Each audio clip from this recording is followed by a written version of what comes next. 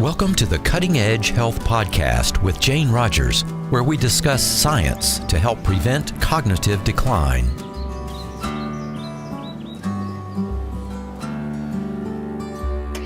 People seem to think that cognitive decline is a natural part of aging, and it is not.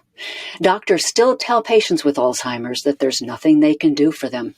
My mother was told that as I sat beside her. Dr. Dale Bredesen changed all that.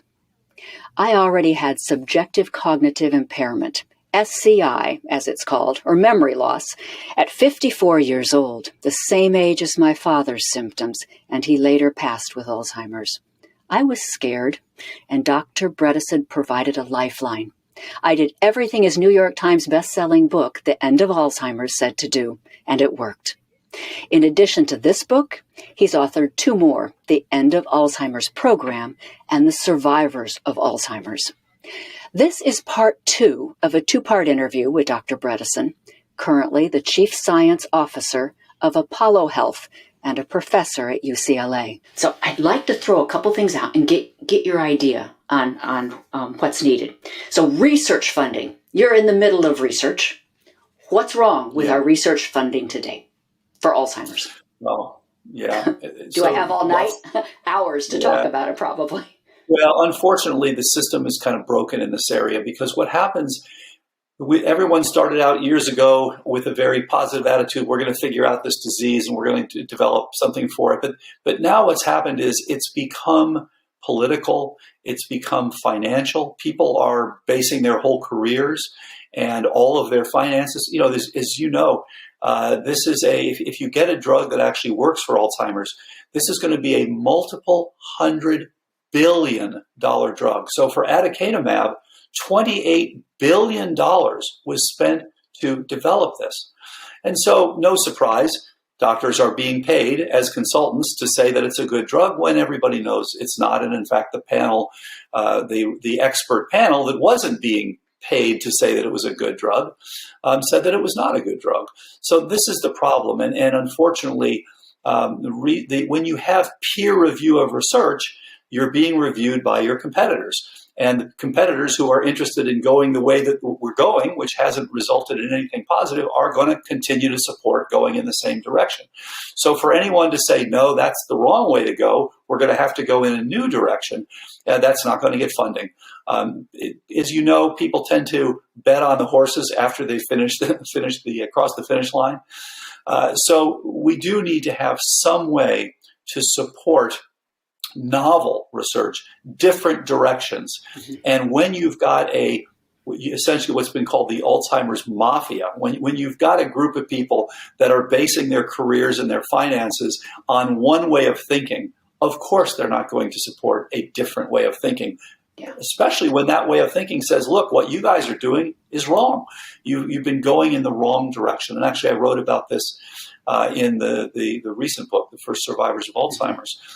You go there, there's an old African proverb that said, if you want to go fast, go alone. If you want to go far, go together.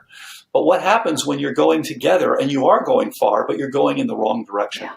Yeah. That is a huge problem. And then you start to try to convince each other that you're going in the right direction. Mm-hmm. So yes, you're right. And this is where private philanthropy is going to change the world. Unfortunately, the pharmaceutical approaches and the NIH-supported approaches have not yielded anything of significance in terms of therapeutic benefit for Alzheimer's disease. And that's where you secured private funding for your first clinical trial last year and now your new one with 100 people. It's private funding. Yes, exactly. Mm-hmm. And we're grateful to Diana Merriam and to the Evan Thea Foundation and the Four Winds Foundation for their tremendous and visionary support of doing something different. Now, for years and years and years, we did have NIH funding. We did do basic research with that. And I was on the NIA Council for years. So we're grateful to the NIH for the basic research it funded. But what happened was, as we now said, okay, the research is actually pointing us in a new direction, then you've got the group there that's sitting, the peers who are sitting there saying, well, we don't want that new direction. We want to stick with where we're going here. So it's unfortunate. And I think this is the history of medicine. You look at what happened with scurvy. Very interesting. 16th century, 17th century, 18th century, 19th century. Every century you would see someone would come up with, oh, wait a minute, we need to we need to understand this disease. We can do better. That was the whole limeys, citrus fruit, this can help. And then the doctors would say, no, that's not the way it works. And so it would be lost for a while again, and then it would be brought up again. So it took a long time for doctors to change their approach. And you go back to Dr. Semmelweis, who was the one who said, look, when women are dying, when they give childbirth, when they give birth to children, to babies, because we're not keeping our hands clean. And people said, no, you're crazy. There's nothing. One expert at the time, this is the early 1800s, said, there's no way you can get enough stuff under your fingernails to kill a whole human being. That's silly, because they didn't understand what germs were there. So this guy was ultimately forced into an insane asylum where he died within a couple of weeks, ironically, from an infection. And so, this is the history of medicine. It hasn't been about disruption the way Silicon Valley has been. It's been about tradition and permission. And of course, it's worse than ever now because people have to ask permission from their insurance agencies. Am I allowed to give this treatment? Am I allowed to give that treatment? It's hilarious. So yes, medicine is, leading us back into the 19th century. It's really, really out of date. And 21st century medicine needs to change fundamentally the way we think about healthcare and the way we deliver healthcare. I bet sometimes you feel like one of those guys from the past. You've been up on the mountaintop kind of by yourself and received a lot of criticism because you were the first rabbit out of the hole with something that worked and it was different. And so I bet I bet it's been hard sometimes. I have to say, the science part was the fun part, the interesting part, the intriguing part. The activism, and I never signed up to be an activist, but to be able to get out there and say, look, this is what the data actually, look, these people are actually getting better and the people in these drug trials are not. As you said, we've had a tremendous amount of criticism, marginalization. We've had getting invited to be on various shows and then canceled. I had an invitation to be on the Today Show, which was then summarily canceled when the Alzheimer's Association went on before. And so we've had a lot of pushback. And I think, the only thing you can do, get the trials done, get the data, publish the data, show that, in fact, the science works. One of the things that's been intriguing to me is we're simply doing what the test tube research that we did for 30 years showed is the right way to attack this. It shows that this is the nature of this illness. What's interesting to me is that other physicians coming from completely different angles, Dr. Jeffrey Bland, Dr. Mark Hyman, Dr. David Perlmutter, who are coming from different approaches, ended up at the same place. And that really shows me that we took different paths to get there, but we all ended up at very much the same place. So what would you like to say if you're at maybe the end of your research career, toward the end? What do you want to say to those young bucks coming up and the young women who are going to be carrying the torch? What do you want to tell them? Yeah, so the first thing to do is do not start your research where you think the current field is. Question what's already out there. In other words, people who start their research, young people, start with, okay, we're told that this is a disease of amyloid and tau. What's the next step? So there's a huge mountain of assumptions there which have turned out to be incorrect. So start with first principles, please. Look at, does this really make sense? You have to pass the straight face test. You have to be able to say, why is it if this is a disease of amyloid and we remove the amyloid and people get worse instead of better, maybe we should question this theory. Instead of let's just get that people say, well, let's do it earlier, let's do it with a different drug, let's do a different antibody, and so forth and so on. So please question the basics and look at what actually is going on here. And the second thing is, it has to be internally consistent. If you know that whatever answer you come up with, whatever model you come up with, must be compatible with the fact that type 2 diabetes increases your risk. Various toxins increase your risk. Various pathogens increase your risk. Sleep apnea increases your risk. Again, there are over 150,000 papers published on Alzheimer's. Whatever you come up with, you can probably reject very quickly based on what's already been published. Mm-hmm. And so it's got to be compatible with that. And then once you get a model that is compatible with all those things, then use it. Try it in human beings. Ultimately, you have to. The ultimate test is to make human beings better, not just a transgenic mouse, mm-hmm. but to make human beings better. And I should say, the mice have been one of the big problems because they are a poor model for what happens in human beings. When you induce in mice, you induce Alzheimer's. It's genetics. And only 5% of Alzheimer's, those types of genetics. And in fact, the type that's typically used for the mice, even less than 5%. So you're really creating a poor model and then looking at things that help that disease, but not things that help the vast majority of people who have this problem. So we've talked about what your thoughts are on changes needed in funding, changes in the research community. What changes do you think we're facing this pandemic? 45 million Americans who are living today will die of Alzheimer's. What needs to change within our communities? I know you talked about assisted living and how we need to embrace your research and findings in the assisted living environment instead of just feeding them Jell-O and stuff that won't help them at all. What needs to change in our communities other than assisted living? Yeah, and public health is what has to change. And so 100 years ago, people realized, there are a lot of problems with infections. We need to have safer water, better public health. And between antibiotics and public health improvements, that was really what led to better health spans in the 20th century. That was the big medical success of the 20th century. The medical success of the 21st century, which hasn't happened yet, but we now know what we need to do to make it happen, is to address complex chronic illnesses.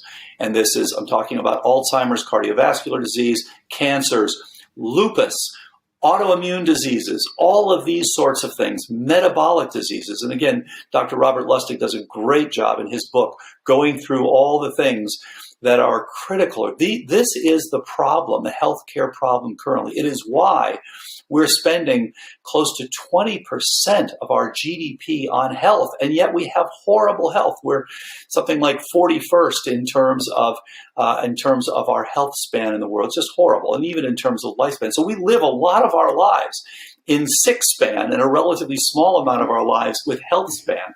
So this is what's going to change, and so to do that, we need to get people checked earlier. We need, as I said, to get people on prevention and be able to have simple ways to measure the things that are actually driving this. And there are some basic things you can do for everybody, but then don't stop there. For the ones that then fall through the cracks and that are continuing to develop problems, take that next step. We can have a tiered system that is highly efficient and that will literally make Alzheimer's a rare disease.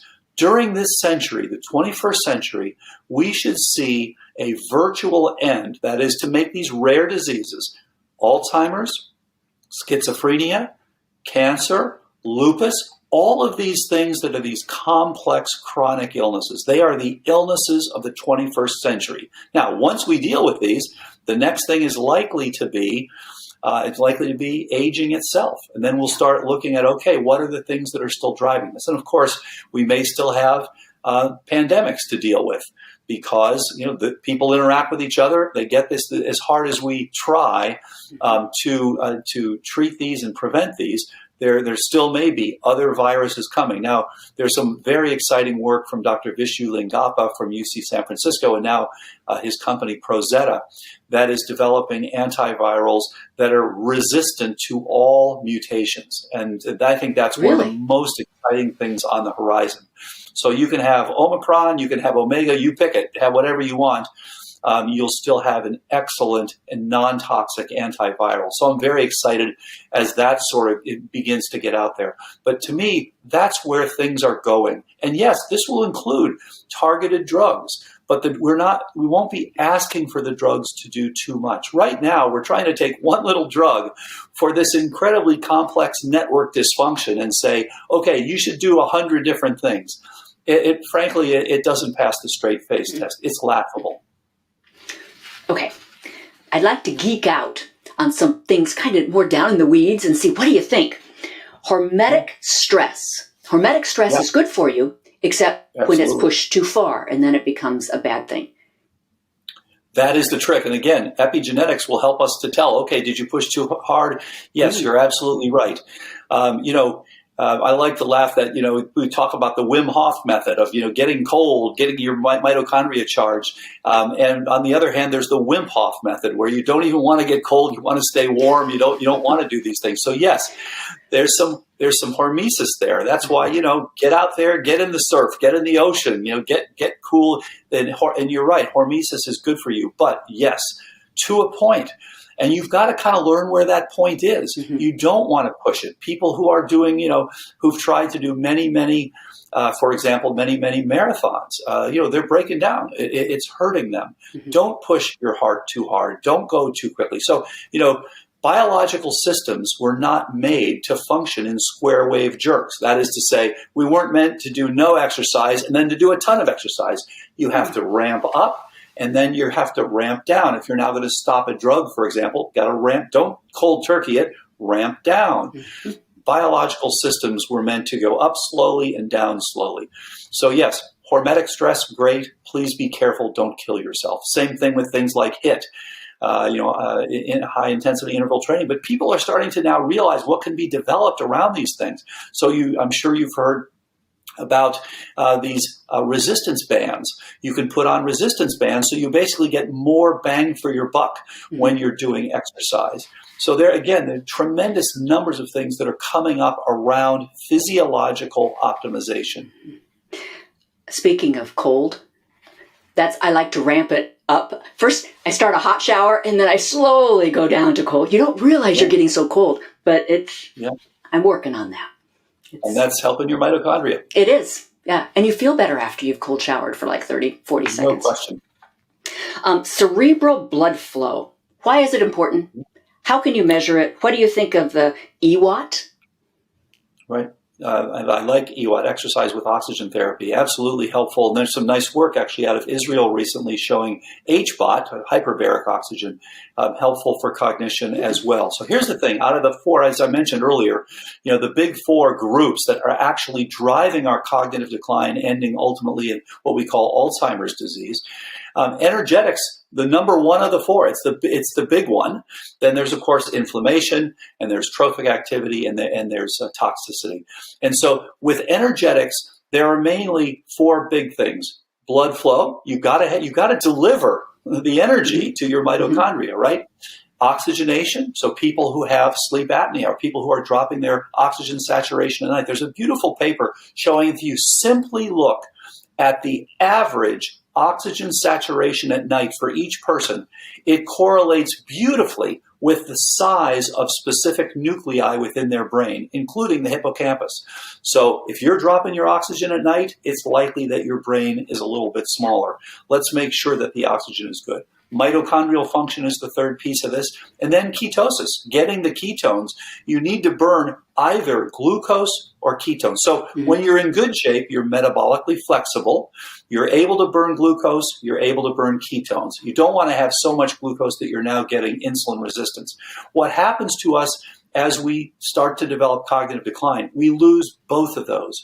So what's happening is we're losing the ability to get the glucose, and that's what the PET scans show in Alzheimer's, a reduction in glucose utilization in the temporal and parietal regions. So we're not getting the glucose ability. We have insulin resistance, but we also are not able to develop and use ketones. We're not keto adapted. One of the things that inhibits the production of ketones is, guess what? Insulin. So until you get your insulin sensitivity back, you won't have either of those things. And so that's a critical piece. And absolutely, blood flow, people who have vascular disease are unquestionably at increased risk for Alzheimer's. In addition to that, of course, you have leaky vessels. So you have not only poor flow, but you also have leaky vessels and, unfortunately, blood-brain barrier breakdown as you're developing cognitive decline. You just helped me there because I've had some blood sugar issues and I always had trouble getting into ketosis. Flipping from burning sugar to burning fats has always been a struggle. So do it slowly, and that's why just use exogenous ketones at the beginning to get those ketones up, and then slowly you can get yourself into an endogenous ketosis. How can you tell if you are synaptoblastic or synaptoclastic? Great point.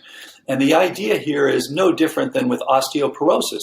You have osteoblasts that make the bone, you have osteoclasts that pick up the bone. And when you're getting osteoporosis, your osteoblastic activity is being exceeded by your osteoclastic activity.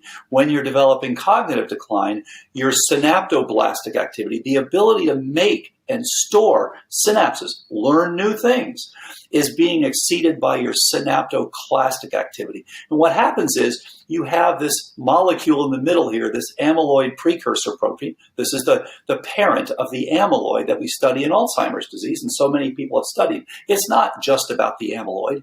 This is a signaling molecule that, interestingly, is a switch. When things are good, it goes into the synaptoblastic mode. It makes two fragments that tell you, yes, make new synapses, store, just like your country would do, say, okay, we're going to make new bridges, we're going to make new highways, these sorts of things. When you are insulted, you've got poor dentition, you've got poor oxygenation, all the things we talked about, this same molecule switches into a different mode, saying we have to pull back and protect.